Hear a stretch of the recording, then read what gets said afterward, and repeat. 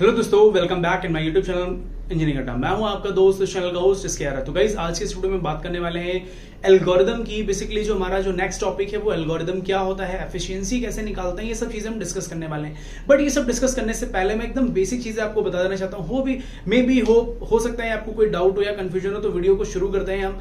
आज का जो स्टार्टिंग पॉइंट है, हम जहां से डिस्कस करने वाले हैं, हमारा टॉपिक है एल्गोरिदम, फ्लो चार्ट और सूडो कोड। बेसिकली ये तीनों चीजें क्या है और क्या यूटिलाइजेशन होता है, क्या डिफरेंसेस होते हैं, पहले इसको समझ लेते हैं, फिर हम बढ़ते हैं अपने एल्गोरिदम के टर्म्स पे। तो अगर आप चैनल पे पहली बार आए तो चैनल को सब्सक्राइब कर लेना, वीडियो को लाइक कर देना, कमेंट के माध्यम से जरूर बताना प्लीज आप लोग को वीडियो कैसे लगते हैं, और आपका कोई डाउट है, कोई क्वेरी है, तो आप कमेंट के माध्यम से पूछ सकते हैं। चलिए शुरू करते हैं आज का ये इंपॉर्टेंट सेशन। तो फर्स्ट ऑफ ऑल हम यहाँ पे डिस्कस करने वाले हैं एल्गोरिदम। देखिए एल्गोरिदम क्या होता है, लिखा हुआ पहले तो सारे रूल्स को पढ़ लेते हैं, आपको चीजें समझा देते हैं ये काम क्या कर रहा है, फिर इसको बाइफरगेट करके आपको समझाएंगे। लिखा हुआ है are instructions to address general problem, यानी एल्गोरिदम को हम इसलिए डिजाइन करते हैं, इसलिए हम यूटिलाइज करते हैं, जो जनरल प्रॉब्लम्स होते हैं इनको सॉल्व करने के लिए हम करते हैं। अब क्या करते हैं वो भी समझ रहे हैं। Pure English and mathematical notations with no writing rules. It means that आपको सिंपल सा एक एल्गोरिदम लिखना है, यानी आपके पास एक प्रॉब्लम है, उस प्रॉब्लम का सोल्यूशन देना है, तो कैसे दोगे? प्योर इंग्लिश, यानी सिंपल सा आपको इंग्लिश में आपको उसका कह सकते हो सोल्यूशन प्रोवाइड करना है, step by step solution provide करना है। जहां पर आपका प्रोसेस कहां से स्टार्ट होगा, सिंपल सा प्रोसेस को हम स्टार्ट करेंगे, देन उसके बाद स्टॉप करेंगे। क्लियर? जब भी हम प्रोसेस को स्टार्ट करेंगे, ये हमारा पहला स्टेप होगा। उसके बाद जो वेरिएबल या जो भी आप काम कर रहे होंगे उसको स्टेप बाय स्टेप यहाँ पे क्या करना होगा, लिखना होगा। किस लैंग्वेज में? इंग्लिश में। अभी कह रहे हैं मैथमेटिकल नोटेशन। फॉर एग्जांपल आपने यहाँ पे एक वैल्यू असाइन करी, मान लेते हैं a इज इक्वल टू 2, ठीक है। तो ये इस तरीके की जितनी भी नोटेशन या सिंबल्स की हम बात करेंगे, वो सारे के सारे हमारे क्या होंगे, मैथमेटिकल नोटेशन। चीजें आपको क्लियर हो रही होंगी। अब यहाँ पे बात करते हैं थर्ड पॉइंट की। लिखा हुआ है not a tool for creating document. ये कोई स्पेसिफिक टूल नहीं है डॉक्यूमेंट को क्रिएट करने के लिए।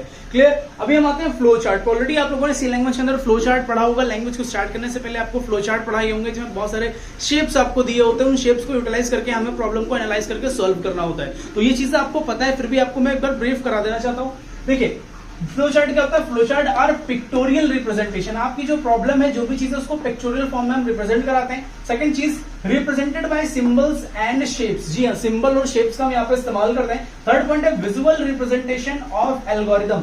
सपोज दैट मैंने यहाँ पे a प्लस बी का एक एल्गोरिदम लिखा, तो इस एल्गोरिदम को हम कैसे विजुअलाइज कराएंगे, तो उसके लिए हम यूज करते हैं फ्लो चार्ट। फॉर एग्जाम्पल हमने यहाँ से प्रोग्राम स्टार्ट किया, यहाँ पे अगर हमने कोई कंडीशन दे दी, ठीक है, तो ये हमारा एक तरीके का क्या है, पार्ट है फ्लो चार्ट। यानी किसी भी प्रॉब्लम को पिक्टोरियल फॉर्म में यानी ग्राफिकल फॉर्म में रिप्रेजेंट करना, वो हमारा क्या कहलाता है, फ्लो चार्ट। अब हम पढ़ते हैं next pseudo code. Pseudo code क्या होता है? देखिए pseudo code are instruction to address specific problem.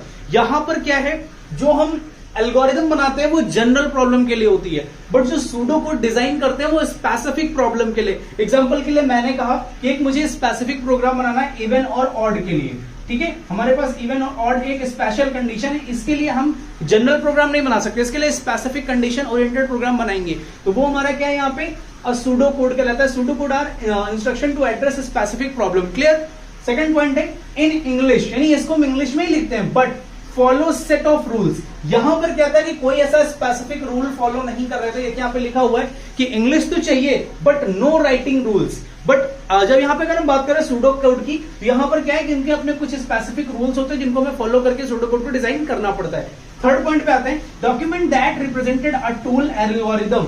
तो यानी ये जो डॉक्यूमेंट है, ये कह सकते हो कि ये किसी भी डॉक्यूमेंट को एक एज ए टूल के तरीके रिप्रेजेंट कराता है। इसको बनाने के लिए हम हेल्प करते हैं या फिर यूटिलाइज करते हैं सूडो कोड को किसी पर्टिकुलर डॉक्यूमेंट को कंप्लीट करने के लिए। तो आई थिंक आपको चीजें क्लियर हो गई होंगी।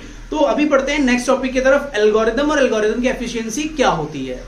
आई होप आपको चीजें क्लियर हो गई होंगी। अभी हम बढ़ते हैं एल्गोरिदम है क्या, इसको थोड़ा सा डिटेल से समझते हैं। तो यहाँ पे आपके सामने बोर्ड पे आपको दिख रहा होगा, विजिबल होगा, आपके सामने डेफिनेशन लिखी हुई है। इस डेफिनेशन का क्या मतलब है, आपको sequence by sequence, step by step आपको यहाँ पे मैं क्लैरिफाई करने वाला हूँ। यहाँ पे देख सकते हैं आप, लिखा हुआ है N algorithm is the finite sequence of instruction. इसका मतलब क्या है? देखिए एक प्रॉब्लम है आपके पास, उस प्रॉब्लम को आपको सॉल्व करना है। तो जब हम प्रॉब्लम को सॉल्व करेंगे, तो सॉल्व करने के लिए कितने स्टेप्स को हम फॉलो कर रहे हैं, 2, 4, 6, 8, 10, मान लीजिए एक प्रॉब्लम है, उसको सॉल्व करने के लिए हमें 5 स्टेप की जरूरत है, यानी 5 स्टेप ही डिक्लेयर्ड होंगे, इसके अलावा ना ज्यादा होंगे ना कम होंगे, यानी एक फाइनाइट स्टेप्स को हम यहाँ पे यूटिलाइज करते हैं एक सिक्वेंशियल फॉर्म में। तो वही लिखा हुआ है, an algorithm is the finite sequence of instruction for solving a problem, we can design an algorithm to get a solution, यानी हम एल्गोरिथम को डिजाइन करते हैं किसी भी सोल्यूशन को प्राप्त करने के लिए। ठीक है, आगे लिखा हुआ है ऑफ अ गिवन प्रॉब्लम, जो हमारी समस्या होती है उसको सॉल्व करने के लिए क्या करता है, एल्गोरिथम डिजाइन करता है। फिर आगे लिखा हुआ है a problem can be solve in more than one ways, यानी एक प्रॉब्लम को सॉल्व करने के बहुत सारे तरीके हो सकते हैं। एग्जांपल के लिए अगर मैं यहाँ पे कंडीशनल स्टेटमेंट की बात करूं, सपोज दैट आप कई बार हम क्या करते हैं, इफ एल्स को यूज करते हैं, नेस्टेड इफ एल्स को यूज करते हैं, या फिर हम कह सकते हैं कि वाइल डू वाइल यूज करते हैं, वाइल लूप यूज कर लेते हैं, फॉर लूप यूज कर लेते हैं। हमें आउटपुट तो लाना है, वो आप कौन से लॉजिक्स को लगा करके अपने सोल्यूशन को लेके आ रहे हो, तो वही बात कह रहा है यहाँ पे हम डिफरेंट डिफरेंट पैटर्न्स को यूटिलाइज कर सकते हैं। अगर एल्गोरिथम को एक इजीएस्ट वे में समझने की कोशिश करें एक सिंगल लाइन में, तो वो क्या कहता है, step by step theoretical representation of any problem is known as algorithm, यानी किसी भी आपकी प्रॉब्लम को जब हम थ्योरेटिकली रिप्रेजेंट कराते हैं स्टेप बाय स्टेप, तो वो हमारा क्या कहलाता है, एल्गोरिथम। आई होप आपको चीजें समझ में आ रही होंगी। अभी हम इसका एक छोटा सा एग्जांपल भी आपको समझाते हैं। यहां पे मैंने एक नॉर्मल सा एग्जांपल ले रखा है डिजिट को काउंट करने के लिए। क्वेश्चन हमारा ये है, finding the number of digits in a number, यानी जो नंबर हमें फाइंड करने हैं, हमारे पास कोई एन है, एन के अंदर कोई डिजिट गिवन है, हमें उसको टोटल काउंट करना है, नंबर ऑफ डिजिट्स कितने हैं हमारे पास। तो यहाँ पे सोल्यूशन हमने ऑलरेडी सॉल्व कर रखा है, आपको समझा देते हैं कैसे हमने किया। ठीक है, इसको समझते हैं। Let we take an integral number, यानी एक इंटीजर नंबर हमने लिया है जिसका नाम क्या, वेरिएबल का नाम क्या रखा है हमने, capital N, and here our task to count the number of digits in this number, यानी जो नंबर ऑफ टोटल नंबर है उन्हें हमें काउंट करना है कितना है। For example let capital N is equal to 2024, हमने 2024 ले लिया है। उसके बाद number of digits is n, यानी जो हमारा कैपिटल एन है वो क्या है, नंबर ऑफ डिजिट्स है, और ये नंबर ऑफ डिजिट्स टोटल कितने हैं, 4। कैसे, जैसे यहाँ पे लिखा हुआ 2024, अगर हम काउंट करें 1 2 3 4, तो टोटल नंबर ऑफ डिजिट कितने आ रहे हैं हमारे पास, 4। तो यहाँ पे मुझे पता है, मैंने सिंपल सा काउंट कर लिया, इसलिए मैंने समझाने के लिए यहाँ पे 4 लिख दिया है। आगे एंड देयर डिजिट आर 2024, सभी को हम बाइफरगेट कर देंगे अलग अलग, यानी ये डिजिट्स है और नंबर ऑफ डिजिट्स कितनी है, 4। तो इसको हम एल्गोरिथम में कैसे लिखेंगे, कैसे सॉल्व करेंगे। देखिए यहाँ पे मैंने कुछ कॉमन स्टेप्स लिखे हैं जो स्टार्टिंग सबसे देखिए, सबसे पहला जो यहाँ पे टॉप स्टेप होता है जिसको हम बोलते हैं कि कह सकते हैं प्री स्टेप। प्री स्टेप का मतलब यहाँ पे क्या होता है, सिंपल सा, जब भी आप कोई एल्गोरिथम स्टार्ट करते हैं तो सिंपल सा आप यहाँ पे लिखते हैं क्या, स्टार्ट। जब भी आपका पूरा एल्गोरिथम या फिर आपके स्टेप्स कंप्लीट हो जाएंगे तो आप यहाँ पे क्या लिखेंगे, स्टॉप। ठीक, तो ये चीजें आप ध्यान रखना। बट इनके अलावा इनिशियली इस प्रॉब्लम को सॉल्व करने के लिए जो स्टेप्स मैंने यहाँ पे लिए हैं, मैंने उनको यहाँ पे लिख रखा है, समझते हैं। पहला मैंने लिखा है, check whether that number n is equal to 0, यानी हमें चेक करना है क्या नंबर 0 के बराबर है, अगर नहीं है देन सेकंड कंडीशन क्या कहती है, second step, increase the count of digit by 1 if n is not equal to 0, यानी हम क्या करेंगे, उसकी वैल्यू को 1 बाय 1 बढ़ाते जाएंगे और 0 के साथ मैच करेंगे क्या वो 0 हो रहा है या नहीं। ठीक, सिमिलरली थर्ड पॉइंट क्या कहता है, reduce the number of by dividing by 10, यानी जो नंबर ऑफ हमारे पास जो भी नंबर हम रिड्यूस करेंगे, जितने भी नंबर को इंक्रीज करके हम रिड्यूस करते जाएंगे उसको बार बार डिवाइड करते जाएंगे 10 से।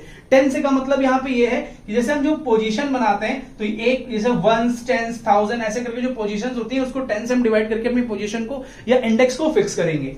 फोर्थ पॉइंट कह रहा है, repeat above step until the required number is 0, यानी हमें तब तक ये सारे स्टेप्स को फॉलो करने हैं जब तक कि हमारे पास फाइनली स्टेटमेंट 0 के पास ना पहुंच जाए। तो आई होप आपको चीजें क्लियर हो गई होंगी। नेक्स्ट इसी सीरीज में हम बात करते हैं properties of an algorithm. Algorithm की क्या क्या प्रॉपर्टीज होती हैं, हमें कैसे एल्गोरिथम को डिजाइन करना है वो समझ लेते हैं। पहली यहाँ पे प्रॉपर्टी है इनपुट, सेकंड है आउटपुट, फिर फाइनाइटनेस, डिफाइनाइटनेस और इफेक्टिवनेस। एक एक को हम डिटेल से समझने वाले हैं, तो वीडियो को प्लीज आप लोग कमेंट जरूर करिएगा आपको वीडियो कैसा लग रहा है, क्योंकि आपके एफर्ट और आपका जो आप हमें अगर आपके कोई डाउट्स है, अगर आप पूछते हैं हमें, तो हमें और मोटिवेशन मिलता है आपके लिए वीडियो बनाने के लिए। तो प्लीज आप लोग वीडियो को लाइक जरूर करें और शेयर जरूर करें। तो पहला पॉइंट है यहाँ पे इनपुट। बेसिकली यहाँ पे लिखा हुआ है इट मे टेक 0 और मोर नंबर ऑफ आर्ग्यूमेंट। यहाँ पे इनपुट का कॉन्सेप्ट ये है कि आप जब भी एक एल्गोरिथम बनाएंगे तो वहां पर इनपुट तो होंगे ही होंगे। सेकंड कैरेक्टरिस्टिक्स है या फिर सेकंड प्रॉपर्टी क्या है, आउटपुट। अगर कोई चीज आपने इनपुट दी है तो उसका आउटपुट आना संभव ही है, ठीक है। तो ये कह रहा है it process input presented to it by produce at least one value as output. यानी कुछ ना कुछ तो आपको आउटपुट के फॉर्म में मिलेगा, वो चाहे एक सिंगल वैल्यू क्यों ना हो, ठीक है। थर्ड हम बात करते हैं finiteness. Every algorithm must terminate after finite number of steps. Clear? And fourth है definiteness. Each instruction is an algorithm must be clear and unambiguous. यानी unambiguous होना चाहिए और वो जो भी कॉन्सेप्ट जो भी इनपुट हम दे रहे हैं वो क्या होना चाहिए, एकदम क्लियर होने चाहिए। लास्ट पॉइंट है हमारे पास इफेक्टिवनेस। इफेक्टिवनेस का जनरली मतलब होता है फिजिबिलिटी, कि जो आप एल्गोरिथम बना रहे हैं क्या वो फिजिबल है उस प्रोग्राम को रन कराने के लिए, उस टास्क को, इस प्रॉब्लम को सॉल्व करने के लिए। तो समझते हैं it is not enough that each operation be definite but it must be feasible. यानी आपके हिसाब से जो भी आप लॉजिक लगा के आप एल्गोरिथम डिजाइन कर रहे हो तो वो फिजिबल होना चाहिए। तो आई होप आपकी वो सारी चीजें क्लियर हो गए होंगे। अब हम लोग बढ़ेंगे अपने नेक्स्ट वीडियो में। नेक्स्ट वीडियो में हम आपको बात करेंगे कि हमारा जो एल्गोरिथम का एनालिसिस है वो कैसे करते हैं, ड्राई रन कैसे करते हैं एल्गोरिथम के, ये सारी चीजें अपने नेक्स्ट वीडियो में हम डिस्कस करेंगे। तो आई होप आपको वीडियो अच्छा लगा होगा। वीडियो को लाइक कर देना, कमेंट कर देना और चैनल को सब्सक्राइब कर देना। मिलते हैं अपने नेक्स्ट वीडियो में, तब तक के लिए जय हिंद, जय भारत।